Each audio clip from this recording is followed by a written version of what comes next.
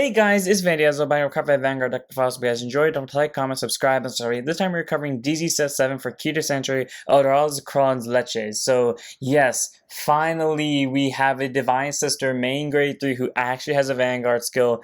God, I love Bushy for this. This was the best decision they've ever made in their entire lives. Let's get this started, shall we see what we got, because we know we've all been awaiting this deck profile. First today we have our Energy Generator. It's our Ride Deck Crest. You remember Ride Deck Crest in your Ride deck. On the Ride deck, when you would ride, put this card to your Crest zone. If you win second, you get to Energy Charge 3, continues to have 10 energy, and auto begin your ride phase energy charge 3, and act once per turn energy about 7, draw a card. Arm pretty solid, you get a free 3 energy every turn. On top of that, if you win second, you get an extra 3, and if you end up having total 7 energy because maybe you didn't see any of your energy bosses that game, you can energy about 7, draw a card. Arm pretty solid. The main thing to note is that the only energy user in this deck does end up using the energy to draw, so no matter what, you're always going to be using your energy to draw, so that's why this card is nice to have in the deck. Moving on to our starter, we have Starting Magic Star Lily. Grade 0 boost, 5k shield, 6k base. Auto remote upon, if you win second, draw a card. Standard starter, nothing about it. It's a free draw if you go second. You can make this any starter you want. None of the ride line actually requires a starter. The reason why I make it Star Lily is because while yes, we did get a main grade 3 Divine Sister unit, unfortunately there is no canonical ride line for her. However, there is a very specific grade 2 that does work with her that just so happens to be the official grade 2 of Grace's ride line,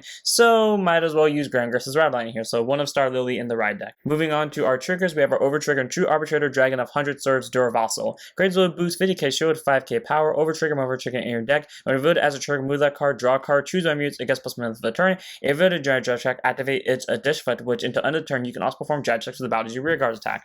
Arm pretty solid because that means you can get drive checks for your rear guards, and when you're using a deck that can attack at least 4 times, possibly 5 times a turn, and can possibly do it with 2 grade 3s on board is great, because that means you can have a total of 6 drive checks.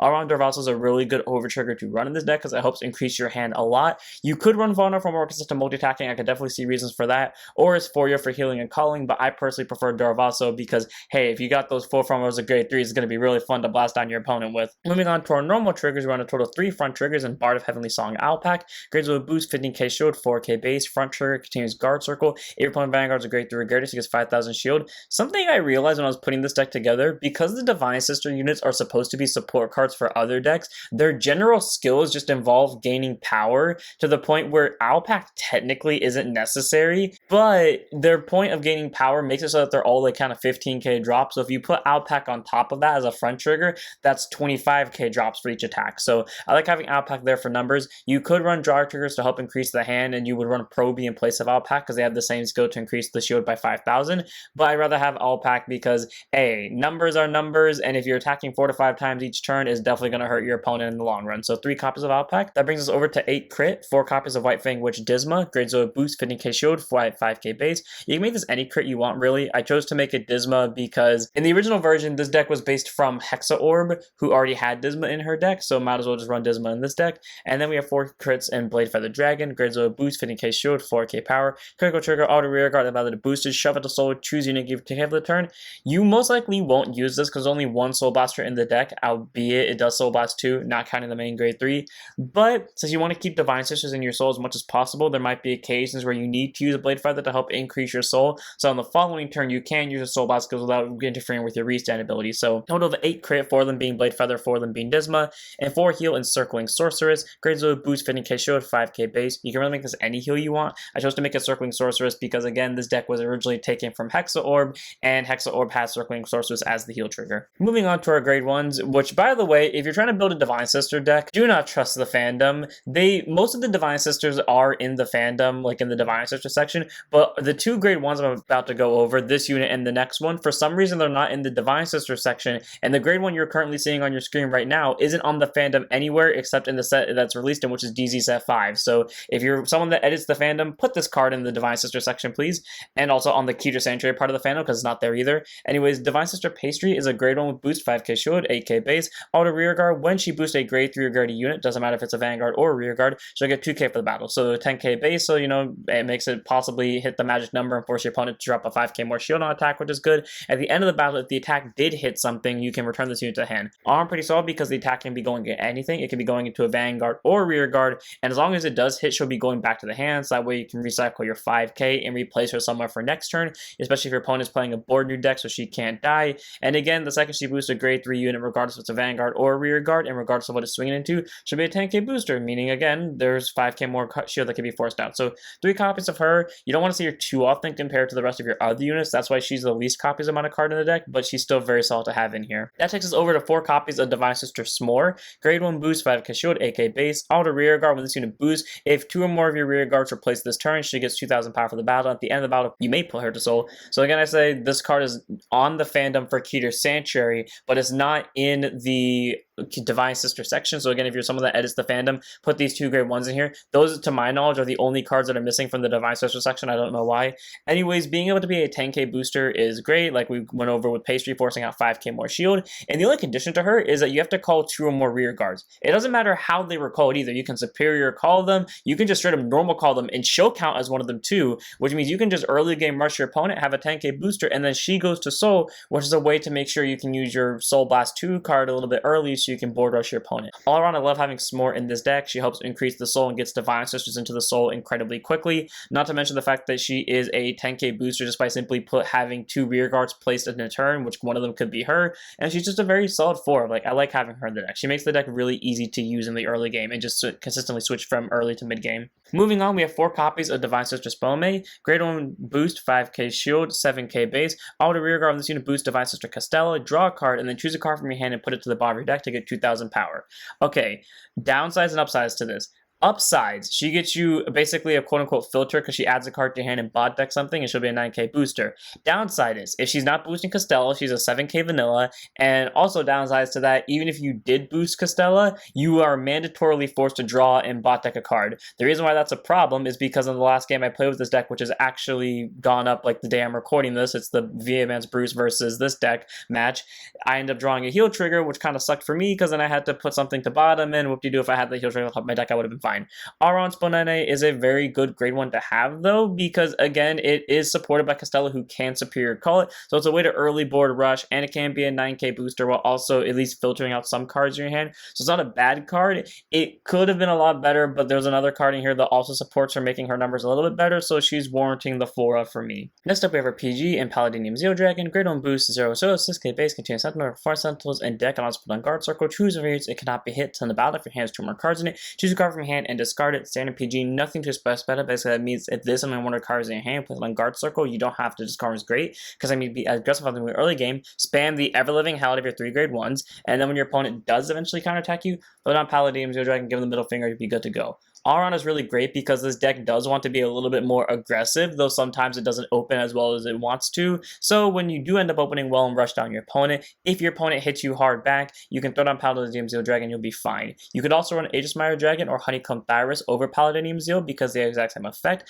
I choose to make it Paladinium Zeo, however, because this came out closer to the time of the original main grade 3 quote-unquote Divine Sisters, who was Divine Sister Amaretti, who is also still in this deck, by the way. But yeah, this came out close to the time of her release, and even though she wasn't really a main grade 3 Vanguard, we all know I made a bit with her. So yeah, now we're gonna use the PG here, so 4 copies of Paladinium Zeo. Moving on to our last grade 1 in the deck, 1 in the red deck, none in the main deck of Incision Angel. Grade 1 boost, 5k shield, 8k base, auto when rolled upon, draw a card and choose a card from your hand and discard it. So it's just a free draw and ditch. It is kind of bad depending on the situation, because sometimes it'll just make you draw triggers and you're kind of forced to discard a trigger or a Divine Sister, which you'd rather have on board. But hey, at least it gets a card to your hand. The downside is with Keter, there isn't a lot of generic lines you can use. You can run Tranquil from the Alden line. The reason why I don't, and that was the original plan, to run Tranquil from the Alden line, the issue was if I don't reveal 3 cards of differing grades, then I'd rather have that draw and discard, because then I'm not getting any benefit from it.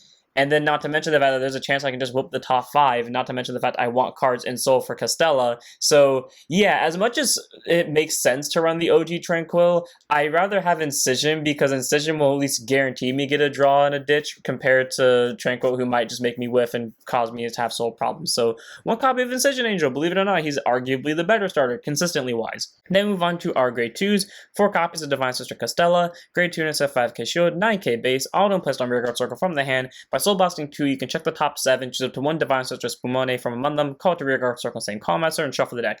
How often does she ever land me a Spumone? She has landed me it once since the entire time of the original version's deck being built, aka back in DZ set 1. So yeah, she rarely actually gets me a superior call, but when she does, it's at least a deck thin, and even if she doesn't get me something, at least she's shuffling, which is actually really important because the main grade 3 sends triggers to bottom of the deck, and whew, the amount of times I've sent 4 to 5 triggers to the bottom of my deck just using her skill alone. Yeah, I went from hating Castella to actually loving her because he's the only way to get a free shuffle in this deck. So 4 copies of her. She either gets you a rear guard you can basically set up a column with, or worse comes to worse, she's at least getting you a shuffle and putting your triggers somewhere in your deck that aren't just straight the bottom. So 4 copies of Castella. That takes us over to 4 copies of Divine Sister Biscotti. When I shoved her in here, I had a plan with her. I did not think that plan would work consistently as it did, and it did. So grade 2 intercept, 5k shield, 10k base, auto when she's put on guard circle from the hand or discarded from hand while riding from the ride deck, counter boss 1 or energy boss 3 to draw a card.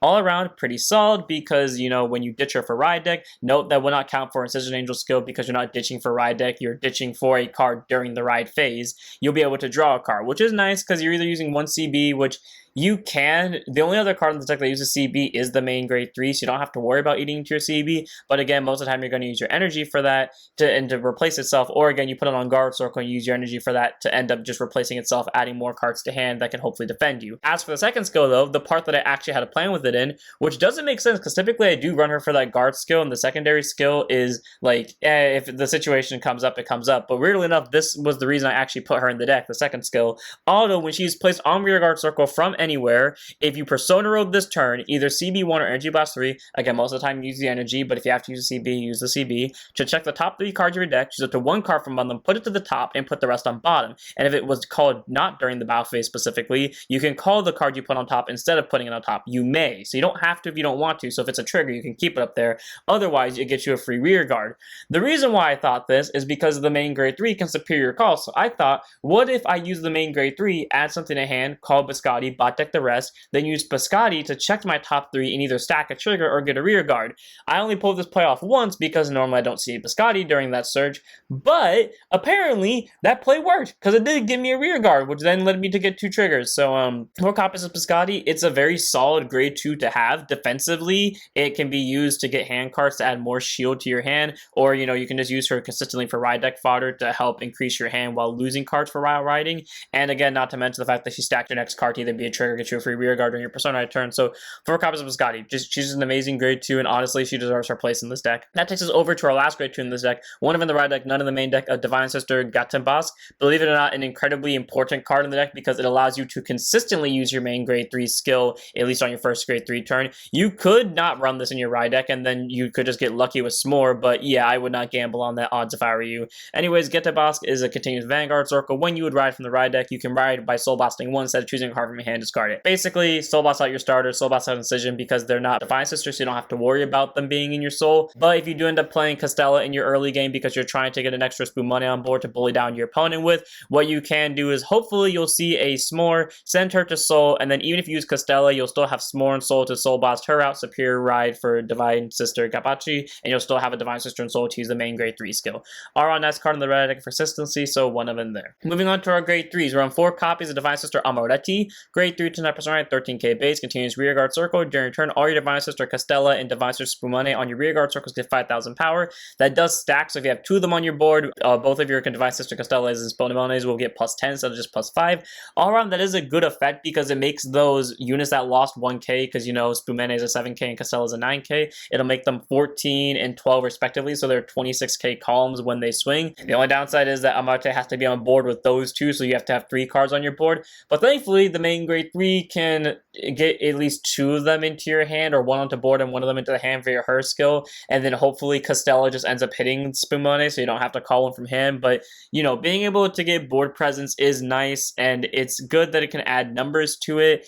It's just that she's a vanilla outside of that, so you do have her in the 4 of for the detect just to make sure you can get those numbers up there. But typically she just stays into your hand until you have both of them on the board, so you can use a discard fodder or PG fodder, whatever you really need from her. Either way though, she's a very solid grade 3, and she was the one that ignited wanted me to start doing a Divine Sister deck profile, even though they didn't actually have an original main grade 3, because she was the original quote-unquote main grade 3 of the deck. So yeah, warranting the 4 for me. Moving on to 4 copies of Divine Sister Kunifa, I was literally surprised how many Divine Sisters were actually there as support, because I thought I was going to have to like pull stuff from back when Hexa Orb was first released and have to like just focus on top 3 stacking. No, they actually had really good support, because every single Divine Sister was supposed to support someone else. Like, I had to genuinely think about who not to run for a second, because they actually have kind of decent support. Anyways, grade 3 10% on 13k base. Auto rear guard at battle that attacked. If this unit was placed on rear guard circle by your Vanguard's ability this turn, or withstood by your Vanguard's ability this turn, shove it to soul, choose a unit, give it 5k for the turn. Honestly, that's pretty solid. She can attack anything regardless of what grade the opponent's Vanguard's at,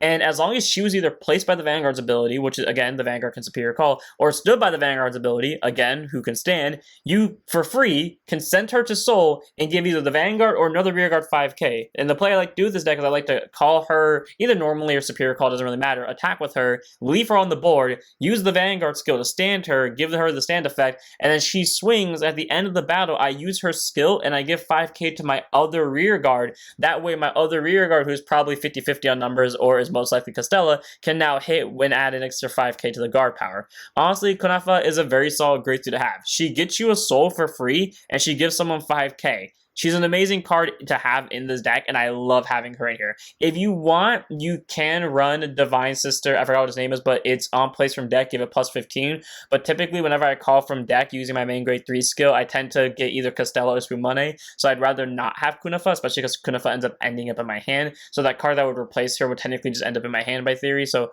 4 copies of her instead, because at least she can be placed normally and still be stood by the Vanguard's ability to give someone 5k. As for our last card in the deck, that's 3 of in the main deck, 1 of in the ride deck, of our amazing supporting grade 3, who the only complaint I have about her is I wish she was in set 8 just so we could get her easier, but I'll take what we can get, and honestly, the second she gets out in English, I might just straight up buy her as a promo regardless of how much money it costs. Divine Sister Arrozconleche. I love her beautiful cape, her sword is amazing, all of it. Grade 3, Twin Drive, Persona Riot, 13k base, 2 skills. First one being Act Vanguard once per turn. Card box 1, check the top 7, choose up to 2 cards of Divine Sister and their card names from among them and reveal them. Choose one of the revealed cards, add it to the hand, and call the other one to rearguard circle, and put the rest of the revealed, not revealed cards on the bottom of your deck in any order. So downside is she sends triggers back. And while yes, you could get lucky and not send 5 triggers back, I'm going to tell you this right now from experience, you're sending at least 3, and if you're not sending 3, you're sending 4, and if you're not sending 4, you're sending 5. If you don't think that's consistent, watch the video that this deck debuts in, because I promise you it does. But hey, being able to, at the bare minimum, get you a Divine Sister to hand and then get you 1 to rear guard is great. So for, you know, all around consistent pressure, because it can add a Biscotti to the hand and call literally anyone else to the rear guard circle. She's set up for defense on the next turn while still setting up for the aggressive on this turn. And then her second skill is Auto Vanguard. Once per turn, when she attacks into anything, by soul blasting 1 Divine Sister, you can choose one of your rear guards to Divine Sister and their card name and stand it, and it'll get Auto Rear Guard. When it attacks into anything, it'll get 5,000 power for the battle for each grade of this unit. So AK, if it's you choose, for example, Kunifa, who's a grade 3, it'll get plus 15, but if you choose Biscotti, it'll get plus 10 because it's a grade 2. But continuing onwards, and at the end of that turn, you put that unit to soul until end of turn. So if you found a way to stand it again, it would keep that skill because it's not a once per turn. And then as for the second ability, if you soul blasted a card with the same card name as this unit for the cost, you choose 2 instead of 1. So essentially, if you soul blast out a Persona Road copy, or you soul blast out a copy that ended up in soul via soul charging, you'll be able to stand 2 of your front row units, or a call, technically speaking, but you're obviously going to stand your 2 front row units because they can now swing without needing boosters.